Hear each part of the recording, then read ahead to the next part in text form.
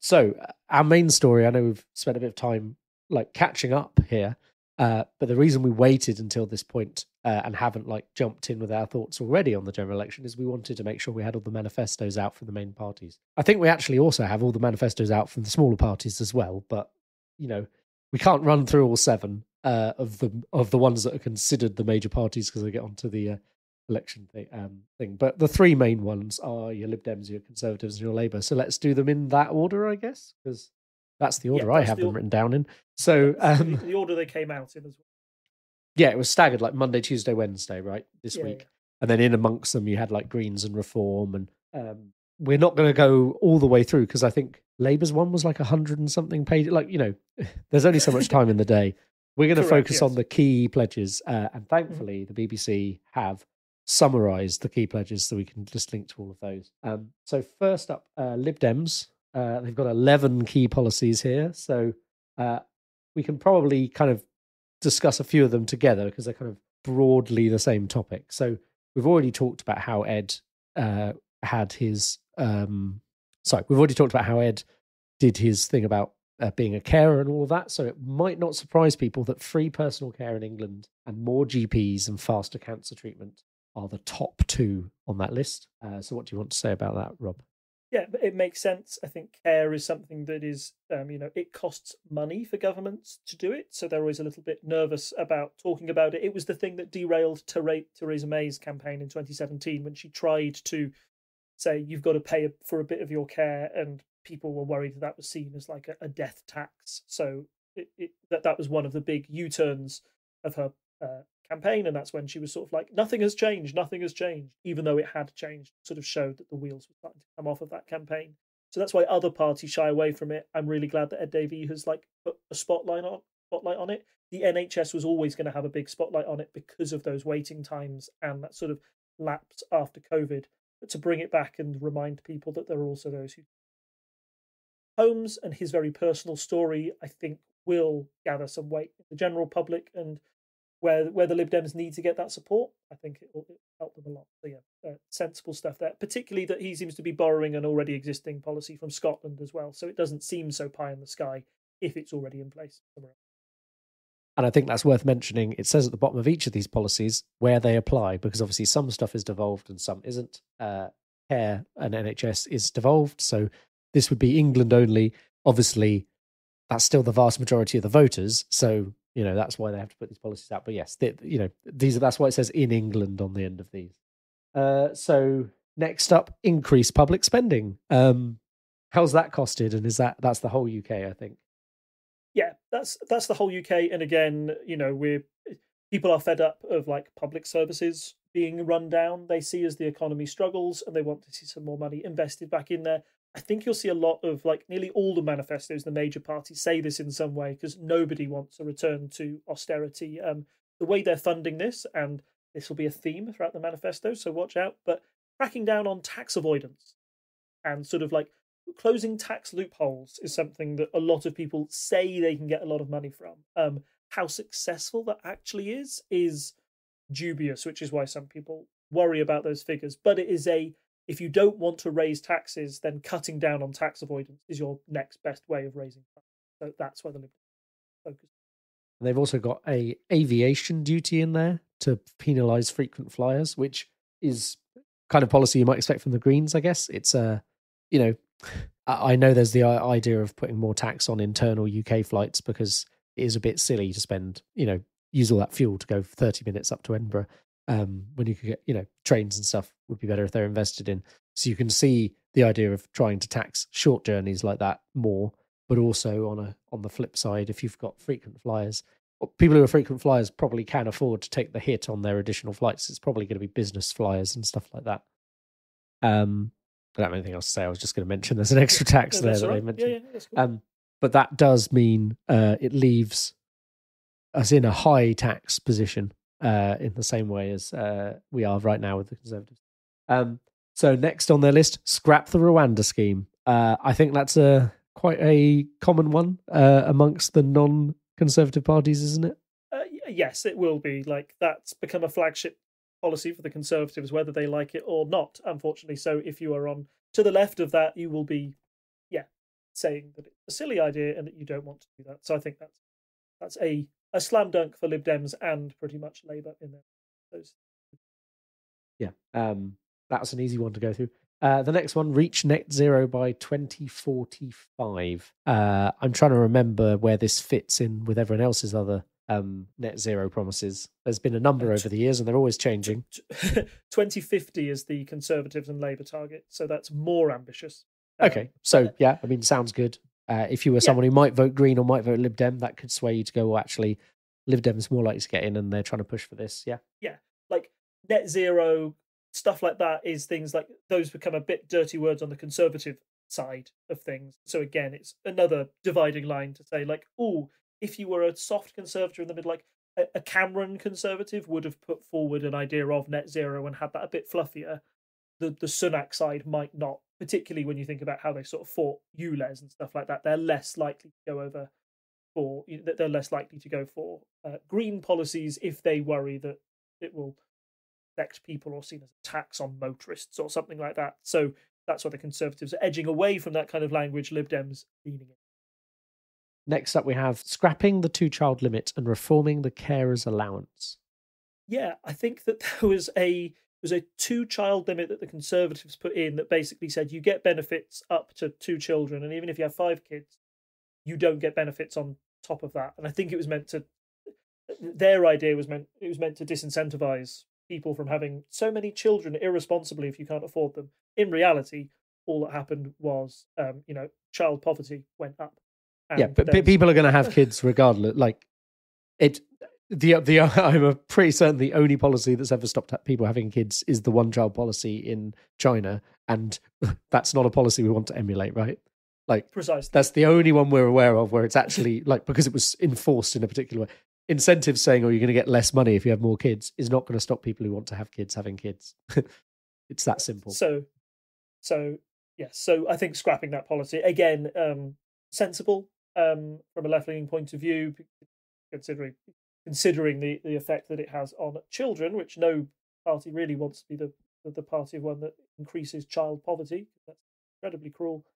To get rid of this and again distinguish yourself from Conservatives, sensible policy for the Dems to be pursuing. Next up, triple the early years pupil premium, which other than sounding quite alliterative, I'm not actually sure I know much about this. Don't have kids, in case people haven't realised. So there's a few of these. So I'm not exactly sure how they work. So my brief read. So I wasn't aware of this as well. But apparently it's a scheme to help disadvantaged pupils and students in England, basically giving them some more money to help them get the grant to get them through university. Like there are lots of ways that you can fund university. I remember from my time when I went. And when I went, I was like eligible for a bursary or eligible for some money that helped pay towards some of my fees, not all of it. So some people are in the position where they can pay outright. A lot of people have to take out student loans, but some people won't even have to take out student loans if they fall within the premium thing. So, looking at that, targeting younger voters is something that the Lib Dems always try to do as well. They see them as like a disaffected group that are ripe for trying to get more people involved. Even if they can't get rid of student loans or student tuition in its entirety, there'll still be a demographic that they target. And it helps, of course, it does not only targeting those who are just about to turn 18, but it targets the parents of people who have those children as well and want that support. So, yes, whereas we've seen many policies from the Conservatives aim towards the grey vote, this is yet another way, if you could distinguishing yourself from them, drawing battle lines in Conservative Lib Dem marginals by saying, look, we're the party that will help your kids and yeah, and again, it helps reinforce, as you say, that message. So that's always good. Next on there, speed up the courts process. I think this is another one that's popular for the left parties. Yeah, and it's fairly self-explanatory. The courts have been blocked up for quite a while now under the Conservatives, so finding a way to get through that backlog is key. So I'm glad that they've shone a spotlight on it as well to make sure that system goes a little bit more quickly, particularly for some sort of like easier cases that can get through the courts. You have more complex, of course, but you want to be getting your more standard cases through as quickly as possible. Next one is recognizing non-binary identities and banning conversion therapy. Now, the conversion therapy, I can't remember what happened exactly. The Conservatives said they were going to ban it and then kind of backpedaled. and then Yeah, ended they up did. banning a bit of it, but not all of it. It was very messy at the time. It was messy, and I can't remember if it was one of those laws that sort of didn't make it through the washing up period you have just before. Like, there's loads of laws you try and get done before the general election's called, and I don't think it met the cut. But I can certainly see why Lib Dems are following this. I think the Lib Dems have always been the party of accepting LGBTQ identities, all those, that rainbow coalition. They've stood for that for years and years and years. So it makes me. I'm not surprised that they are standing up for this. For this policy. I would say they've always been ahead of the curve on this. They're more socially progressive than Labour generally. Yes, and particularly as it's a policy area where, like, obviously the Conservatives have tried to make this more of a culture war point on their part, and as such, Labour have been a little bit more reluctant to be as bold on the issue because they're sort of like worried about losing red wall seats or whatever. I think the Lib Dems have the confidence of the principles behind it to sort of say it with their chest on these matters and just say, yeah, we'll recognise non-binary identities, ban conversion therapy, make it a much more socially acceptable. What do I mean? Like, just there's been a lot of toxic, like, the conversation around this has been incredibly toxic with the Conservatives being in charge, and you want to diffuse that. And I think the Lib Dems just saying you just need to accept it. This is what we'll do. I hope would go somewhere. The summary here is from the BBC, and it's generally pretty well done, I would say. It's from their LGBT producer. And at the bottom, it's like, a ban would be popular among large parts of the LGBT community. Correct, because it should just be common sense, but also potentially divisive. But I'm like, I have never seen someone stand up and say, please let me do conversion therapy on something. Like, I don't know. It's like there's this fake group of people. Like, I'm sure it would annoy certain really, really conservative people, but I've never seen them be outspoken about it. So it seems like even here, like this is one of those things where, like, the BBC trying to be unbiased, it's like, oh, it could be potentially divisive. Like, with who? Who? yeah. Who really wants to do this to people? Like, very weirdly religious people in very specific groups, maybe, but it's not many people, as far as I can tell. There are more non-binary people, I would imagine, in the UK than people who, because it says here there are 30,000 non-binary people. Like, I'd struggle to find 30,000 people who are pro-conversion therapy, I think, in the country. It's a weird one to talk about in that way. On that point, the non-binary identities, the thing I was checking, which before this was, I was going to say, this is one of those things where people go, oh, it's a bit weird. And it's like, Germany have just extended this on their passports. So, and Germany is quite conservative when it comes to these kind of things. So, like, Germany has had a Christian government for a long time. CDU, Angela Merkel's party, where the C is for Christian, right? Christian Democrat. So, if Germany can allow non-binary recognition, then we can, I would say. So, yeah, I think that's a good tick in their box for being inclusive. Speaking of being inclusive, including people 16 and 17 in the being able to legally vote in the UK and bringing in proportional representation, which is an interesting one because I think the two parties we're seeing talk about this the most are the Lib Dems and Reform. Yeah, I mean, this is like a Lib Dem classic. They always bring out the cupboard. They've never... Yes. Clearly, for the Lib Dems, they would I've talked about how good they are at fighting for local seats and doing it. They work within the constraints of first past the post very, very well because they've had a lot of practice at it. But it would be a lot easier for them if they just automatically got 10% of the MPs, if 10% of the populace voted for them. And they reckon that, tactical voting would be less of a thing because they lose out a lot in tactical votes where people say, I would vote Lib Dems. I prefer your policies to Labour, but Labour are the only people who are going to beat the Conservatives here. Therefore, I have to lend them their vote. If you got rid of that, the Lib Dems have always felt they do a lot better. So this is a classic for them to bring out and helps, if we were in charge, we'll bring that forward. And 16-year-olds, the vote as well, is another thing that's classic. They're all about sort of widening voter representation and the franchise, which I think, yes, 16-year-olds get to do a lot of things and are responsible enough to vote. So why not? So personally, that's a tick for me. I think trying to restrict the vote to just 18 over is a little. Yeah, and I think it's often that, like, you can get married at 16, but you can't have a vote kind of argument. You see, it's a similar thing. You have the flip side in the US where they're like, you can't drink until you're 21, but you can get married and vote, kind of thing. So it's like these arguments happen in other countries as well, where it's like, it seems weird that we've arbitrarily limited this thing. like for a while, it used to be you had to be 21 to stand for Parliament, I think, but then that got brought down to 18. So then you suddenly had the youngest MPs, because they're all 18. So yeah, it's interesting. The kind of arguments people come up against it. People go, "Oh, I know 16-year-olds who can't be trusted to vote," kind of thing, and I'm like, I know people in their 40s who can't be trusted. Like, it's the same argument. You just don't like certain people voting, and like everyone who like, there's a level of are you mature? Like, I get the argument people are trying to make. No one's saying you should let 5-year-olds vote, right? But yeah, like I would say most 16-year-olds are mature enough to make a voting decision, and I also think it helps balance out that aging population where the older people are always voting Conservative, and it would help, But that's why the Conservatives don't like it, because they know it's going to give you more Labour voters in general. But yeah, like I think that would actually help balance out the fact that our country overall leans a bit to the right, personally. So yeah. And then the final one on the list, rejoin the single market, which is a slight come down from we want to undo Brexit, which was their 2019 position.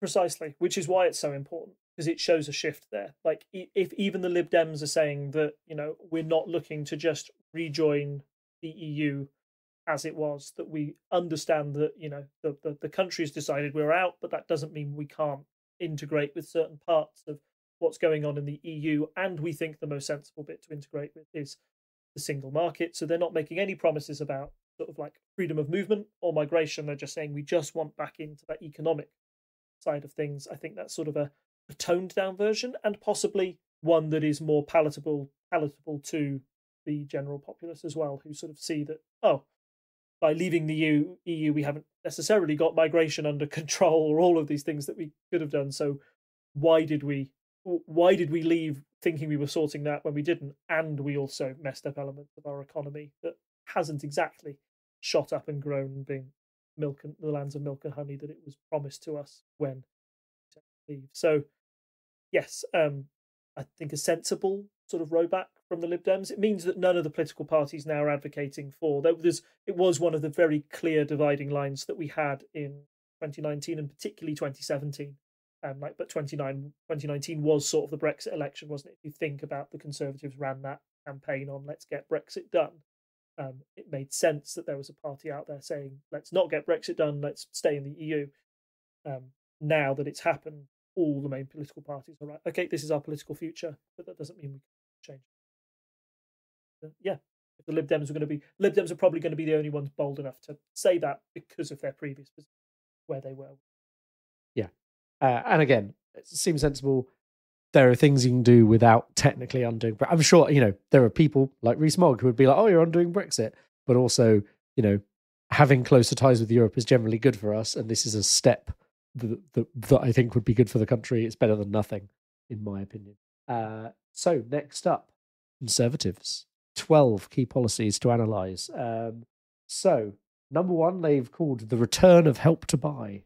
Yeah, buy new houses, try and get more young people into the housing ladder. Fairly sensible one, I think, them to get through. But who got rid of Help to Buy in the first place? The Conservatives. It was the Conservatives. So a little bit weird, that big point. Yeah, sorry, I think the one thing that's worth noting here is there's a thing called a Help to Buy ISA that some people like myself who started thinking about buying houses a while back and have not yet managed to have.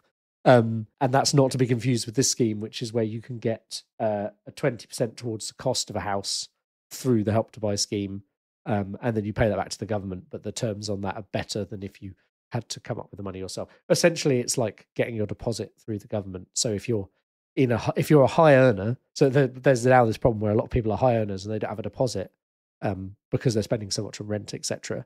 But actually, they could be paying a mortgage if they just had that initial kind of seed investment, as it were, which is where that policy, quite a sensible policy. I don't think the Conservatives are going to be there to implement it, though. So hopefully someone else tries to fix the house market. Next, tax help for the self-employed. I think this is one which is kind of, you can get quite into the weeds on. Yeah, so it's abolishing national insurance for people who are self-employed, because one reason the Conservatives are doing this, it's manyfold. One, they really want tax cuts. Just kept saying it in his manifesto launch, tax cuts, because he's been so scared that the Conservatives, under him and under Johnson, since 2019, since COVID, that they've needed to raise taxes to keep the books balanced, and that's not a traditionally Conservative thing to do. Trying to come out and say, look, I can offer you a tax cut somewhere, and this is it. And for those who are self-employed, what it means is that the Conservatives can double down on the phrase of, like, we are the party of the hard workers, the people who pick themselves up by their bootstraps and make their own businesses. We really support them, and they won't have to pay this level of tax. However, the big problem is, well, if you're cutting tax amongst the self-employed, which is quite a big populace, but part of the population, how are you going to fill that black hole? And the Conservatives say that they will do it by, well, guess what? Same way the Lib Dems said they'd do it, by a £6 billion a year crackdown on tax avoidance. The one problem, again, that you have when you put this as your reason for getting taxes, reason for a tax cut, is you were in charge for 14 years. Why couldn't you find £6 billion of tax avoidance stuff then? Like, why did you let that? Why was that acceptable to let people slide through the loopholes for 14 years and now isn't? So this, to me, appears to be a little bit of pie in the sky economics. I mean, I said the same thing about the Lib Dem one, is that, when you're talking about, they can say they're going to cut tax avoidance, and you still might doubt how much they can actually raise from that, but at least they can say it because they haven't been in charge, and there seems to be, like, the idea that you could. You'd think that the Conservative would know where all the tax loopholes are, but apparently not. Apparently there's still 6 billion. So, controversial. Yeah. Interesting to see how that happens, because I think everyone has got some kind of, we're going to crack down on this promise going on. And if it was that easy, everyone would have done it, as you say. And why didn't you do it when you were in power?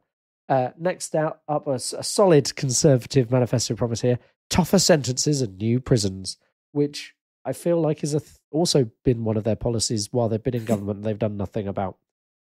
Yeah, that's like, I mean, I'm going to skip through a few here because I think I can all bundle them up into one. Tougher sentences and new prisons, regular flights to Rwanda, increased defence spending, end to low quality degrees. All of these things are all like, we're really tough and we're just as tough as reform are going to be, right? This is crying to that right wing of the party, shoring up, saying, we haven't gone soft. I promise you we haven't gone soft. We're still Conservative. And this is why we still want to really crack down on criminals and make the worst people in society pay. We want to fly migrants out to Rwanda as a deterrent. We want a big, strong army, and you'll only get that through the Conservatives. Be scared of anybody who doesn't want to spend money on defence, because the world is a scary place. And low quality degrees is all this sort of like, almost like a culture war thing. Like, don't send your sons and daughters off to university to do gender studies. Get them to do something practical that will help them in their later life. We want to get rid of these artsy degrees and replace them with practical British degrees for a stronger future. Like, do you get the vibe that they're going for with these? It's all like just sort of strong, sensible policies for a greater Britain, that kind of stuff. And it's all trying to just out-reform, or at least show that those voters that they're really worried that they're going to lose on their right wing, that they haven't gone soft. They're still. Yeah. And again, I think we open up the question of, well, what did you do while you were there? Yes. You cut police and other things that led us to where we are now, one would say. As a complete polar opposite to the Lib Dem policy, regular flights to Rwanda. I still don't understand why they're going after this policy. It seems wild to me, as we've discussed before. I don't know if we have much more to say on it. We have touched on it before, but it just seems such an odd thing to double down on. I know technically it's a thing you did, Rishi, but why? It's very odd. I mean, it wasn't just Rishi. I think it started in 2019 with Boris in charge, and then Truss took it over only for a short while, and then Rishi Sunak. So it's something that's been a manifesto pledge. They've been desperately trying to get over the line. It's sort of like stuck in development hell, like, for a better word. Like, it seems to have got more implausible the closer you try and make it a reality. And the fact that he called the general election without a flight having left, I think, an official flight, as it were. And if it had happened in October, he might have been able to say, we did some flights to Rwanda, we followed through on our policies, we will continue to do it. But now the messaging has changed to vote for us if you want flights to Rwanda, almost like a referendum on that, which is weird because you had all this time to get it done and you didn't get it done, and holding it as an ultimatum for us is really weird because I think it's more of a failure than it is a flagship. So, yep, they have tied themselves to it. He won't stop saying it. I think he should. To back out of it would probably also be disastrous, but it is a millstone around their neck that probably a defeat in this election is the only way they're going to increase defense spending. Again, this is another one where it gets talked about. I feel like it's been a Conservative policy for some time to say this. I think they actually have made some movement on this one, if I'm correct. Yes, they want to try, and essentially with things going on in like NATO and Russia and all that jazz, there is increased concern that you need a stronger army. So they are trying to make sure that they bump up defense spending. But of course, that takes taxes. It takes taxpayer money to do so. So you have to, how do you fund that? Again, is the weird question mark on that one. But it is always policy go over. Increased defense. Yeah. Another one, which I think, again, is kind of like a conservative... I'm not sure the vague idea is bad, per se, but the way they discuss it always comes over as a bit pretentious, maybe. An end to low quality, in quote marks, degrees. So the idea there is to get rid of these kind of bad courses at the lower end of the university system and instead be like, hey, here's a load of extra apprenticeships, which is like we used to have a 2-tier system in the UK. We used to have universities and polytechnics. The polytechnics were your more diploma-y, and they would do your kind of hands-on skills, whereas your university degrees are more like, literature and stuff. And obviously there's also the sciences, but, it's kind of, universities were seen as kind of more kind of, it's not necessarily the thing you will be doing in your job, but you pick up a load of skills around doing university. And then the idea behind a kind of polytechnic course was that it would be the hands-on experience you would need to get started in a job. And then at some point they went, everything's university, so kind of muddied the water a bit. And I think the Conservatives are always trying to go back, it seems, to that old system. They want more of a streamlined pipeline from sort of like work to job to here you are, skilled to do this job for the rest of your life type of thing. And that can be more productive. And university, as you said, did maybe muddy the water on some of that. It's also just like a classic Conservative talking point. You've heard it for years now. Oh, my son went off to do gender studies. What job is he going to get with that, for example? Where it's like, I understand that doesn't seem to translate one-to-one to a job. Like if he went to university to do electronics or carpentry or coding or something. But it doesn't mean that they're any less valuable. So yeah, I think this is just more of like it's like kind of a culture war thing. I think personally, like, universities aren't seen as the most conservative places anyway. They're seen as quite liberal, quite leftist, so it's not going to lose them any traditional voters if they basically launch an attack on those institutions. And then net zero without new green charges. Sorry, not changes, charges. So this idea that we can, without taxing polluters, etc., or putting in more ULEZ style schemes, we can somehow magically still get to net zero. According to something the Conservatives have just made up. Sure you can. Sure you can. Hun. Next point. Yeah, exactly. It's like this is like saying we can do this without costing it. To me, it's like without incentives, people don't do things as a general rule. I'm afraid, especially not things that are good for the environment when they're big evil corporations who can pollute. See also the water companies. Cuts to welfare and civil service numbers. I think the idea here is that instead of having tax cuts, we get rid of more of the civil service because there's always too many of them, and they also disagree with me, a Conservative. Yeah. Yes. Yeah. So I think it was 6 billion from cutting the loopholes and 12 billion from reforming welfare payments, which is, yes, again, I think these numbers don't quite stack up, or possibly if when put into effect, will have the opposite effect. Because, this BBC article states that there's the number not working due to long-term sickness is at a high of 28 million. And there's a lot of people who would argue that rather than taking their benefits away and forcing them back to work, what you need to do is you need to fix the NHS to a point where they are well enough to work. You need to help make sure that the infrastructure is in place so people can take the bus or take the train to work, so they can fill the places where the jobs are available, rather than just, you need a bit more carrot and less stick. I mean, this is sort of party politics in a nutshell, isn't it? Labour would say more carrot, Conservatives tend to go for more stick on most things. But the size and scale of these, particularly at a time where lots of people have felt like the cost of living squeeze, makes me feel that they are going away from that, we're all in it together, eat out to help out vibe, and is more of a sort of like a traditional of we will cut down on benefit scrounging type vibe to fund our tax cuts, which I don't know how popular that will be with the wider populace. Maybe within Conservatives it is quite popular, but I don't know if that's the theme of the country at the moment. Yeah, and I think it's always like when you're kind of trying to defend a record of we feel like everything's getting worse, then saying, oh, we're going to cut more stuff to save money, like doesn't feel like that's the fix, guys. So not a fan of that policy personally.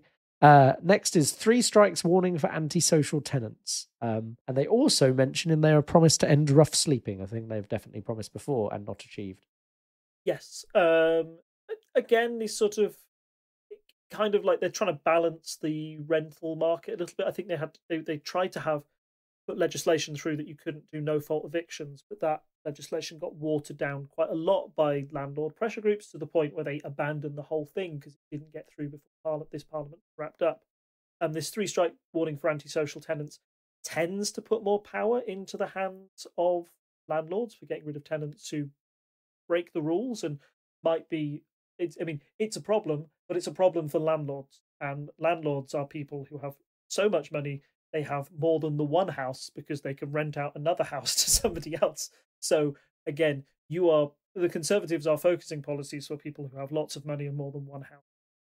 Is not probably the Labour side of things. So they're trying to shore up their core vote with this one. I understand it. Don't know how big a vote winner it'll be for those of us who aren't landlords.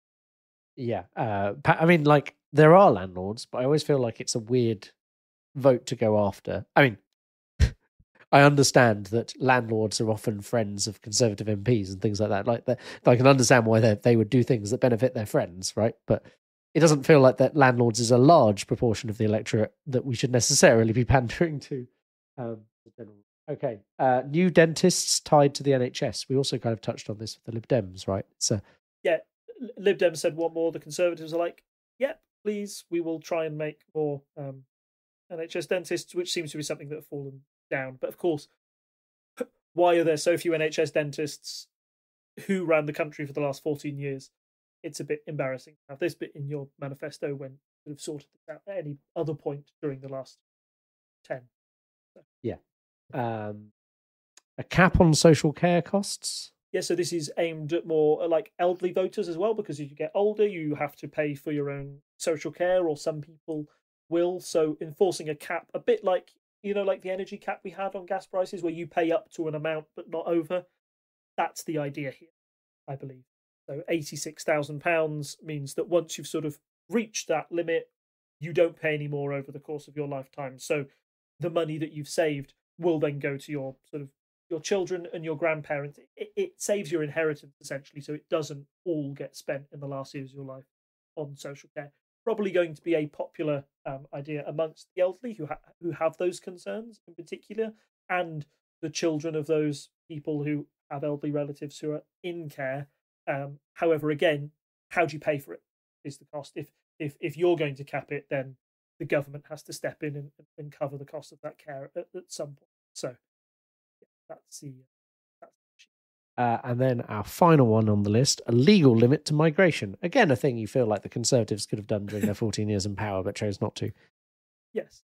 I think that they're trying to, like, we've always said numbers that we would like to try and limit to, and we've never held them. If we write in law that only this amount of people will get into the country, then only this amount of people will get into the country, and the rest, the small boats crossings, for example, that will definitely be illegal migration, and we can write that off as another figure. Yes. For those of you concerned about migration, might be a good way to sort of like codify that to make sure that the Conservatives or any person in power doesn't break their promise on that. How workable it is and how flexible it is to the demands of the labour market, I'm not so sure. Yeah, I mean, I think they're always saying, "Oh, we don't want any, we want less migration, etc., etc." But then you've seen in the leaders' debates, like the SNP are like, "Yes, please bring us, send them up here. We need more immigration in Scotland because we've got lots of jobs." And it's that thing where it's like just setting a target like this doesn't necessarily work, as we've seen. So then you start limiting it legally. Well, how are you going to enforce that? There's a whole load of stuff where you have to be like, how are you going to actually make this work? Because you've failed to do it without, just because you set a legal cap, are you actually going to do anything about it? And where's all the money coming from to fund all the officers you would need to support it, and et cetera, et cetera. So yeah, again, feels like it's not the best policy. So 2 manifestos down. We're running a bit over time, I appreciate, but there's a lot to get through. So Labour, 12 key policies. Number 1, wealth creation for working people. Which sounds lovely, doesn't it? Yeah. A little bit vague for my tastes. Yeah. Like, yeah. I would like, I'm a working person. I would like wealth. How do you propose we do it? I'm just seeing what they actually have in their claims. Precisely. There are very relatively few actual policies. So yeah, which I think is a shame, because the one thing is, I thought at one point the Conservatives were like, Labour have no plan, we have a plan, and I thought that's a really bad line, because it's undermined as soon as Labour come out and give you a plan, then it's ruined, isn't it? So I'm really upset that the first line of this thing is like, do make things nicer for people. I'm like, yeah, we all like that, but how are you going to make things nicer? So, yes, a good aim, but requires a little bit more detail for me. A workable thing. And I think it is worth noting, it says here in the summary that there is a decent amount of Labour hoping the economy gets better in their way they've costed stuff. And I would love to think that's true as well, but you can't necessarily trust it. What if there's another big war, for example? So it's like it's good to predict based on what you're expecting, but also it's like it could be if something goes wrong on the international stage again, that could scupper some of Labour's plans. Speaking of finding money, their next one is plans to raise 8 billion, which I'm sure Rishi Sunak will tell you is going to be through taxes, but actually it sounds very much the same as the Conservatives' policies. Yes, you've got non-dom tax status for wealthy people, which is like, I think that's quite like a classically left-leaning policy that Labour, basically, that's a big tax loophole used by very, very rich people, will affect only very, very rich people. Maybe one of them being married to Rishi Sunak, so or formally done. So that's why they were going for it. I know there was a big scandal. Her non-dom tax status out, but yes, that's the sort of people that he's targeting. Applying VAT to private schools, which has been something that's been brought up in debates. The Labour argument against that is essentially like, yes, we understand that private schools didn't have VAT. However, we really need that money to put back into state schools, so state schools can be as good as private schools. So yeah, when it comes back to private schools have been very lucky in the past, and a lot of people are saying, you're pricing me out of private schools. And Keir Starmer's argument is, we need that money to make state schools as good as private schools, so nobody has this sort of two-tiered education system, which I think is a fairly good thing to say, even if it is going to annoy people in the short term. And I don't know if they got any other tax measures. I can't see any big tax loophole thing like others. I think that they're meant to. I think they also said they're going to get stuff back from tax loopholes, but it might not be in this summary. But I've definitely heard it mentioned when it's been discussed. So I think, because I think people are like, 8 billion more of tax. Well, no, it's like 6 billion of that is closing tax loopholes and non-dom stuff, which is the same as what the Conservatives have said, is my understanding. But it then doesn't mention it in this summary, so maybe I've misheard. But yeah, the idea being like, it's meant to be, we're raising this money without raising your tax, is what they're saying. And there's a whole section on the private school fees tax to pay for state school set teachers, which we've just touched on. Yeah, I think it seems sensible. They say it's going to pay for another 6,500 teachers. Would also be nice if teachers could get a bit of a pay increase. That's one of the problems in teaching. It has been for years, but I don't know if they're specifically mentioning that. Average. No, So I don't. yeah, it notes what the average fees are here. About 7% of children attend private fee-paying schools in the UK, so you'd be raising them. And I would imagine in most cases that would work because the kind of people who can afford to send their kids to a private school can probably afford the extra 20%, really.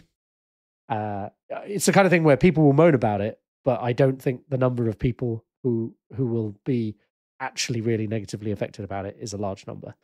Yeah, this is ironically, it's one of those things that's more likely to annoy journalists of papers who have children going to fee-paying schools, so they yes. bring it up more. Like, yeah. Yes, if I may be a bit cynical about it. Next on their list, building 300,000 homes a year, which has been the target since 1970 and has only ever been hit once or maybe never. I read an article on this the other day. The point is, the average is half that, so they'd have to suddenly do a lot to get this to work. So again, a nice thing to sort of propose and want to happen. How they make it happen is the big question over that. They think that they can reform sort of planning rules and help with the price of land, which might help to bump that up. There's been a housing crisis in this country for quite a few years now, so it'd be excellent if they can solve that, but they're going to face quite an uphill struggle to do it because it's been quite an uphill so far through multiple, both Labour and Conservative governments. And the thing is, there's like this kind of like, oh, we can maybe strip down planning permission rules and such and such. And then on the flip side, there are various Twitter accounts out there that share pictures of new builds with problems. New builds do tend to be covered by a guarantee. So, if something goes wrong in the first 10 years, they have to make it right and stuff like that. But I think it's one of these things where it's tricky because, like, you don't want houses falling down. So there's a level to which how much can you remove legislation to make it easier? Like on the planning side, I mean, I guess as long as you check that the ground's not going to collapse underneath the house, it's fine. But yeah, it does get into this kind of like, where are we going to build them? Because you have a lot of NIMBYism, or what's the other one? Banana. NIMBY is not in my backyard, and banana is I think something basically nothing anywhere, never again, or something. Yeah. Yeah. So yeah, but the problem is people are like, we can't build there. It's near my house. It will make my house less valuable. It's like, well, at some point, building houses will affect the house prices. That's the whole idea. Because if they go up as they are going, no one will ever be able to afford a house who's not a millionaire. Which is, yeah. So yeah. Seems like a sensible policy. Will be interesting to see how they follow through on it. Yes. A 2030 ban on petrol and diesel car sales. This is like an oldie but a goodie, I think. This has been on various parties' kind of suggestions. I think at some point it was the official policy of the government, and then they rolled back on it. Or was that 2035? Yes. It was something like that. It was in the next. It was almost like a Johnson-esque policy, this to sort of ban the sale of diesel and petrol cars, and they keep rolling it back. Again, a good thing to aim for, but as the end of this BBC article suggests, like the trade body argues that buyers need carrots, not sticks. So in other words, you want like the infrastructure for having an electric car needs to be in place. The market needs to be in place. If we get the market, the infrastructure needs to be in place if you want to make sure that people go out and buy it. Because for the time being, if petrol cars remain cheaper to run, more practical to run, and more efficient, then people will go toward them rather than electric. There is also this kind of interesting thing around electric cars where for a lot of people, actually, they would have a cheaper, more efficient time with a small electric car that doesn't have a much range and they just trickle charge it overnight. However, people are like, well, what if I want to drive, halfway across the country, once a year, that kind of. So that is one legitimate problem, which could be solved by having like some kind of system of car sharing or something to cover that event, or maybe you make the trains better. But the other thing is people seem to think they need a 500-mile range car because they're worried, I won't be able to get to an electric charger. But actually, for the average person's day-to-day driving around town or whatever, it's perfectly fine to have a 200-mile range because you're only going 2 miles. So it's an interesting thing where there's a lot of nuance, and I think a lot of people are going, well, I don't want an electric car because X, and sometimes that's actually not that valid a reason to not want one, but people get worried about it because they're used to one thing. Yeah. Would I need a car at all if the buses were better or if the trains were better? Exactly. There's these sort of questions. So yeah, you need a bit more work outside all things as well. But that's an oldie but a goodie. Yep. Next up, a new border and security command for the UK. And I believe the plan is that this is a lot cheaper than sending people to Rwanda. Yes, it's like it's Labour going. Labour have always had a bit of a question mark over like migration, where Conservatives are trying to be super tough on migration. Labour try and step and go, no, we're tougher, or we also believe those things. And the way that they're doing it this time round is that like essentially by saying we're scrapping Rwanda because it's stupid and too expensive and inefficient. If you really want to sort the migration crisis out, you need to have border and security command for the UK. You need to work through the backlog of asylum seekers rather than putting all your time and political energy into this Rwanda scheme, which is pie in the sky stuff.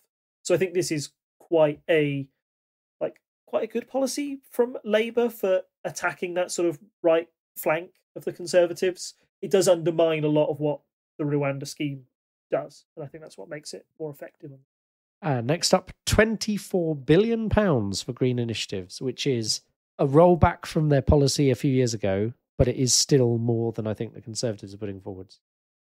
Yes, I think it's like an aim that you've got to, if you want to look ahead and plan for the future, that you need green energy policies in place and that they'll be the party to go forward with it. Obviously, Conservatives have said they want net zero, but without doing any sort of schemes to fund it or any taxes to fund it. Usually what happens is schemes like ULEZ, you're meant to pump that green money straight back into green policies. So you like, that's how I would work it anyway. I would say like every time that we take an old car off the road or one has to be paid because they're having too much, pumping too much stuff into the environment, we put that money into a green scheme that helps stop it and prevent it and plan for the future. So I think that's what they're going for with this. And it's, all the parties need a bit of green stuff on their election manifesto. It's become part and parcel of what you have to. Yeah. And I think it also notes in here the Great British Energy Company, which I think was mentioned earlier on as well. And their idea there is by having a government-run company who's like intensely focused on doing renewables and nuclear-based stuff, that can help change the market. And if it's owned by us, then we're not tied to the gas prices of France, Russia, wherever we're getting our gas from, our energy from. If we control our energy, then if we had to set an energy cap in the future, we could just do that. Yeah. Next up, an absolute commitment to nuclear and NATO. This is just kind of saying we're not going to suddenly give up on all our defence ideas, right? Correct. And just underline this one and just say in big letters in marker put next to it, I'm not Jeremy Corbyn. Oh, yes. Yeah. Specifically says, I would use Trident if I had to. Which I think, I understood Corbyn's position, but I think the problem is if you are the Prime Minister, you can't say I'm not going to use the army if I needed to, is the precisely basically it. Yeah. So that is a split from the old Labour here, makes it very clear that, if you're wavering, or if you're one of the people who went away from us in 2019 because of that, come back. Yeah. 40,000 more NHS appointments and operations. Clear the NHS backlog. Yeah, that's it, essentially. Like, most people will want to do that, but there's a big, strong focus on the NHS, which always comes up as a policy. Again, how you deliver that might be a bit more the devil is in the detail. Which is lacking, as it says at the bottom there. There's not, like, people have said, how are you going to do this? But, I mean, like, I'm glad the goal's there. It's better than just forgetting about the NHS, because, I mean, the NHS wasn't in the list of Conservative policies, was it? So it's at least better, but, yeah, it would be nice to know what they're going to try and do to fix things. But, yeah. Next up, home first care. So this is, again, trying to fix the care system, which we also talked about in the Lib Dem policies. Yes, and it also, I think the focus there is on making sure that there's less pressure on the NHS as well. Essentially, if you have somebody who needs day-to-day care, you don't want them in hospital blocking a bed, essentially. You want them to be treated somewhere where they can, like, if this is long-term, then you don't want them sitting on a ward for 6 months. You want them somewhere that they're comfortable, and that might come in the case of a retirement home, or it might come, or a care home, or hopefully what this one says is that if you are able to provide that care within their own home, it works out better for all parties because they're more comfortable, they're not blocking a bed in the NHS, and they are hopefully cheaper than the care home that has to run everything else around it. It's more sort of intensive day-to-day care. So again, I can see the pledge, but they've got to make sure that they can support that effectively. Yeah, they also say they're not going to disrupt the care cap plan that Conservatives have put in place. So that's just like, we'll let that happen, but it's not our policy. Fine.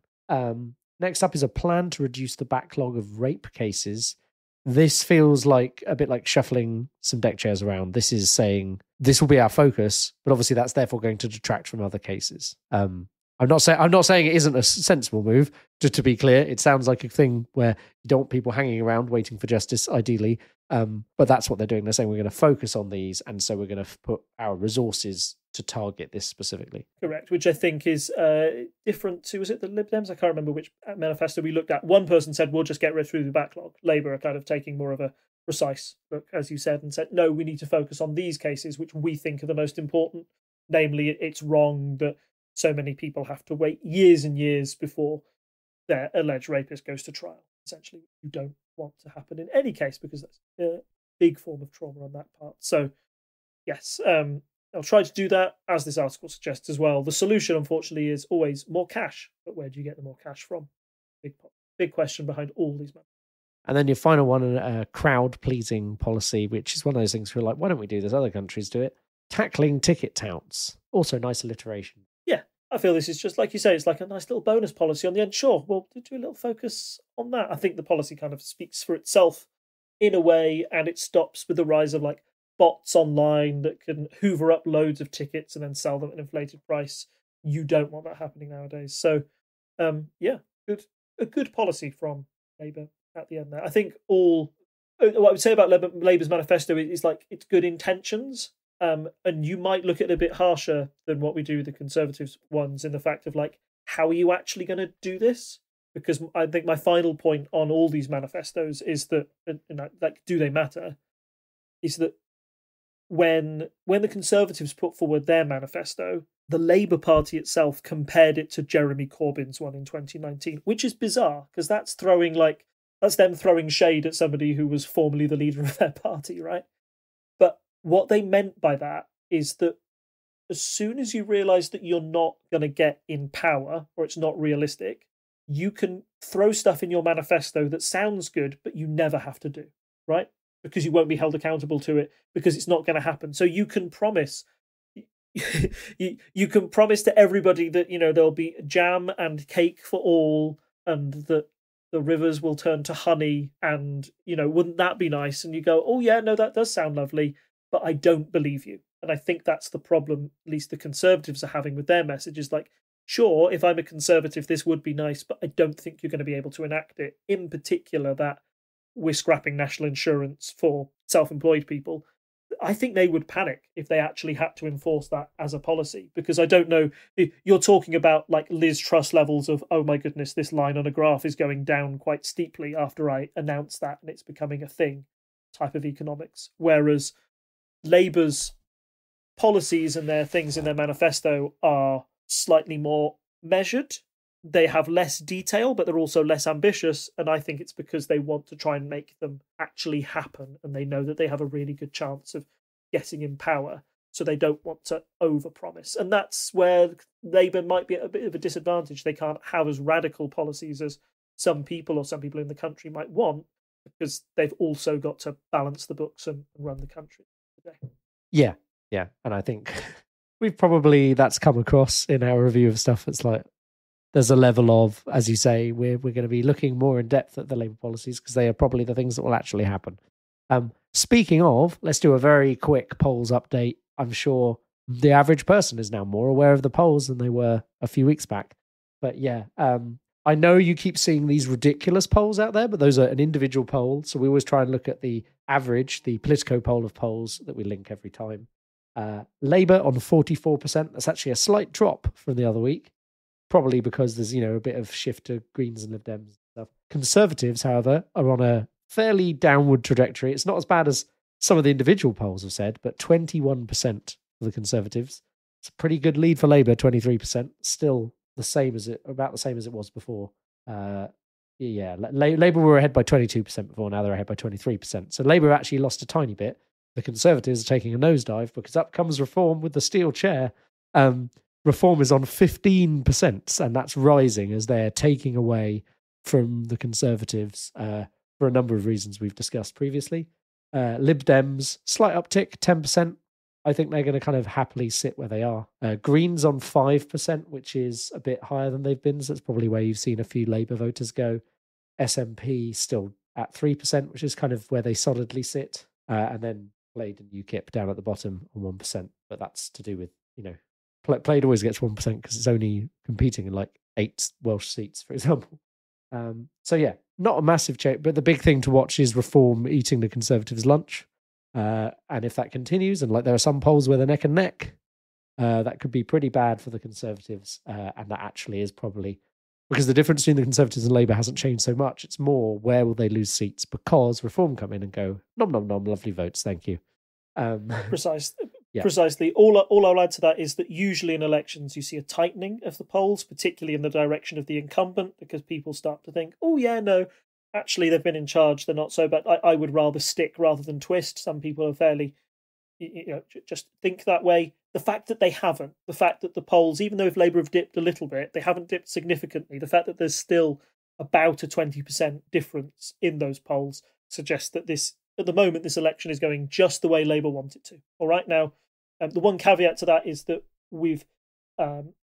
voters have become more volatile in recent years. It is much harder to put them into boxes, and there are some polls that say they have up to 45% of people undecided or something, or not sure if they'll vote or not, essentially, which if all of those suddenly went to the Conservatives or something, oh my goodness, like biggest upset in history, because you can't do that. But at the moment, at least for Labour in the polls, it does suggest a quite significant Labour victory. Yeah, and there's definitely a lot of discussion about how there'll also be a lot of Conservative voters who just stay home because what's the point?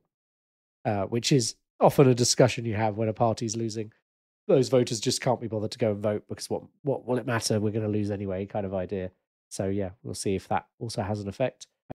It's interesting because I think most predictions I've seen are suggesting we'll have 5% less turnout this year compared to the Brexit referendum election, which was essentially, when I say that, I mean, it's the 2019. So like the big voting thing was Brexit. Let's get Brexit done under Boris Johnson.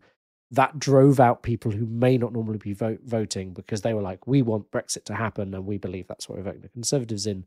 So I think there's people like that who may not normally vote who won't go out and vote this time because they haven't got that big issue that was important to them. We'll see. BBC was saying they think the numbers will basically be the same as 2019. So maybe there's going to be a lot more Labour voters out because they're like, oh yeah, we can win it. I don't know. It'll be interesting to see. But the predictions I've been looking at suggest a 5% less turnout this year. And then finally, we've got our general election prediction from Electoral Calculus, which was updated yesterday. So hot off the presses. They are predicting predicted seats for Labour, 461. That's a big number. Quite a few. Yeah. And trailing them as second party on 80 seats, the Conservatives, Lib Dems on 63, and then SNP on 20. So there is an expectation there for the SNP to lose quite a few, as we've discussed before. We've discussed the reasons for that. Again, I haven't got some like more direct Scottish polling. This is kind of applying averages over the country to Scotland. But it wouldn't surprise me, as we've discussed, if the SNP do lose seats because of their various scandals they've had in the last few years. And they've also been in power for a long time and not achieved independence. So we've touched on those reasons before. The predicted high seats for Labour is a bit wild because the predicted low seats would drop Conservatives below the Lib Dem and put them into the third party, and we could have a Lib Dem opposition, which would be very interesting to happen. I guess what we I guess we're getting close. We'll probably we'll either do an episode just before the election or just after as our next episode, and we will see what actually happens. But we're about to get the best poll we can have, which is national election. Getting exciting now. Yeah. One other thing to say: if you go to the Electoral Calculus website, you can now put in your postcode, find your new constituency, and it has the predictions with how they think it's going to go in your constituency, which is quite interesting to look at. As I said, about a month ago, I thought I was going to be stuck in a Conservative constituency, and now it looks like it's going to be Lib Dem. So things are changing, and that's interesting because of how the boundaries have been redrawn. I think there was a general assumption that the new boundaries would favour the Conservatives. So the fact it doesn't seem to be shows you how poorly they're doing nationally. Yeah, it is. It's mad, isn't it? Again, it goes to show they've had all these sort of like incumbency advantages that would be baked in and would usually give you a slight edge in a tight race. It is so not close at the moment. none of those Seemingly, things yeah. matter. Yeah. They're all going to be blown out of the water. Cool. Yeah, we'll have to wait and see. We'll wait and see. July 4th. I have. We'll see what happens. I have tried to sign up for the all-night election cast special at BBC. So if I get a seat for that, which is like a lottery thing, I'll let you know, because I'll be there all night watching Chris Mason and everyone chatting about it, which will be interesting. Fun. I know a lot of people are like, oh, I don't want to do the all-night kind of thing, but I was like, oh, well, that sounds interesting. I've not done something like that before. So take the opportunity. We'll see if it comes through. Thank you as always, Rob, for joining me. You can find us in all the usual places. Parliamentary.observer, a web domain I can't believe they still let us have. You can find us on Reddit at /r/unparliamentary. You can find us on X still, and you can find us on Instagram at unparlpodcast. You can find us on Facebook by searching for Unparliamentary Language. And also, if you want to listen to our bonus episodes and you just think you like what we do and you want to throw $1 our way to support our web hosting costs and things like that, you can go to patreon.com/TTSS. And I guess that means there's nothing left for me to do other than to say it's good night from me. And it's good night from him. Bye. Bye. Bye. Bye. Bye. Bye.